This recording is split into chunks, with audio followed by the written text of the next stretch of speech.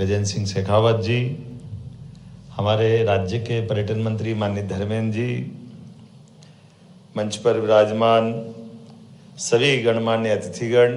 विलंब ज़्यादा हुआ तो नाम लेने में जल्दी हो जाएगा, थोड़ा देर करेंगे, इसलिए मैं अपनी बात को जल्दी समाप्त करना चाहूँगा। एक साथ कई सारी चीज़ों का बदलाव और समय के साथ बढ़ता हुआ यशस्वी प्रधानमंत्री के नेतृत्व में देश और देश के साथ मध्य प्रदेश भी कदम से कदम मिला के चल रहा है। मैं जोरदार अभिनंदन माननीय मोदी जी का करवाना चाहूँगा आपके माध्यम से। समय कितना तेजी से खसकता है और आपके माध्यम से हमारी गौरवपूर्ण अतीत की सारी बातों को विश्व के साथ साझा करने के लिए ये मौका अद्वितीय है और कितना सुखद संयोग है। हमारे सभी प्रकार की पॉलिसियों से, सभी प्रकार के कार्यक्रमों से, काम से, यहाँ तक कि इस स्थान पर जहाँ हम ये आयोजन कर रहे हैं, ये आयोजन भी इस बात की गवाह है कि हमारा गौरवपूर्ण अतीत जहाँ अभी आप बैठ करके इस कार्यक्रम का हिस्सा बन रहे हैं, ये भी उसी प्रकार का है कि अतीत का लॉर्ड मिंटो का हाल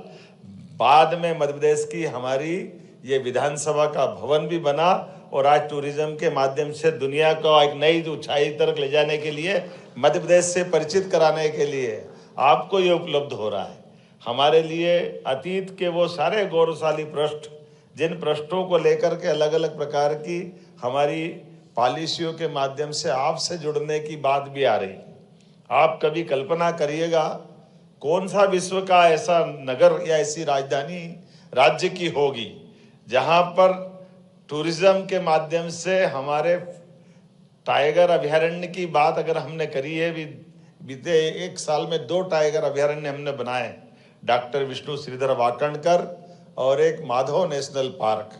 और उनकी विशेषता ये कि यह भोपाल है जहां आप अपना रात में किसी होटल में आप रहेंगे,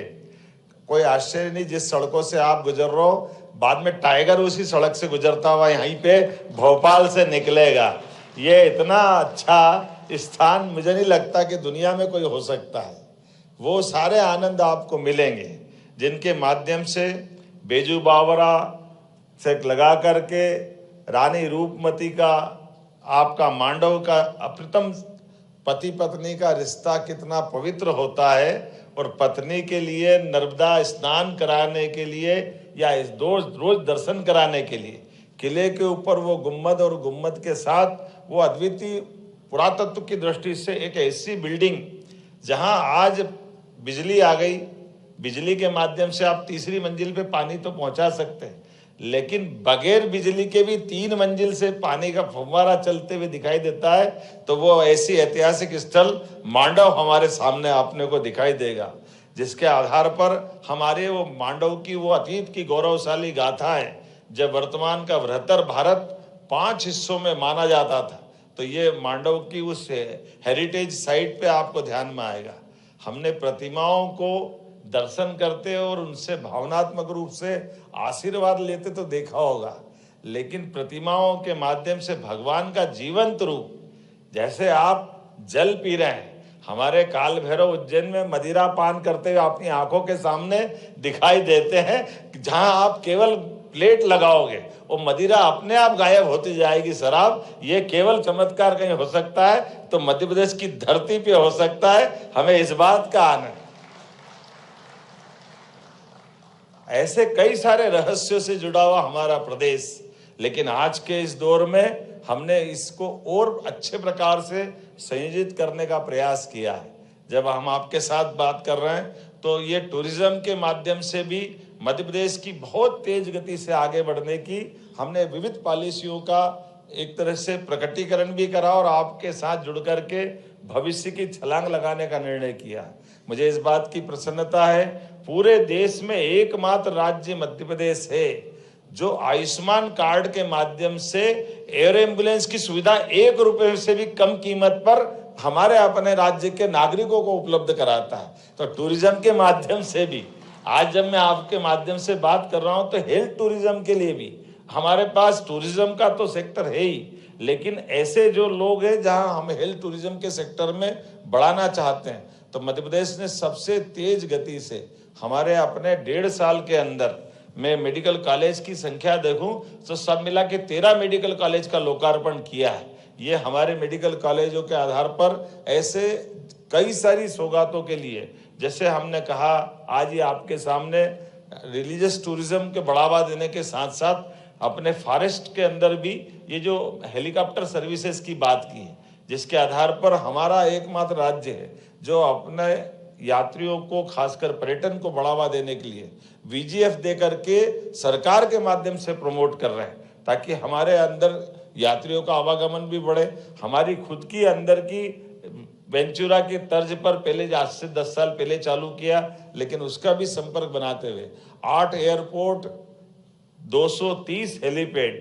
अपने इस राज्य के अंदर बनाए गए हैं, जिनके आधार पर भविष्य की दृष्टि से ये और विस्तारित योजना करते हुए कम समय में अधिकतम स्थानों पर पहुंचाने के लिए हमारी योजनाएं छोटी छोटी अलग प्रकार की भी, जैसे आप देखिएगा, मुझे नहीं मालूम और भी कोई सरकारें तो करती होगी, लेकिन 10 करोड़ का इन्वेस्टमेंट, 10 करोड़ से ज्यादा इन्वेस्टमेंट करोगे तो 30% हमारी सरकार सब्सिडी देगी, अर्थात 12 करोड़ रुपया आप लगाओगे तो 4 करोड़ रुपया हमारी तरफ से आपको बढ़ावा देने के लिए। ये एकमात्र ऐसे में आप 100 करोड़ लगाओ तो 30 करोड़ तो पहले दिन नगद कर लो, इससे अच्छी कौन सी पॉलिसी मिलेगी हमारे लिए। खाली आपका व्यापार व्यवसाय नहीं, हमसे जुड़ के चलने के लिए, और केवल ये नहीं, हॉस्पिटल भी बनाने जाओगे आप 100 करोड़ का हॉस्पिटल बनाओ, 30 करोड़ की सब्सिडी हमारी तरफ से देने वाले हैं। और ऐसे केवल एक नहीं, दो नहीं, होटल हो, हॉस्पिटल हो, सभी प्रकार के क्षेत्रों में, जिस भी क्षेत्र में मध्य प्रदेश के साथ जुड़कर व्यापार व्यवसाय करना चाहते हैं,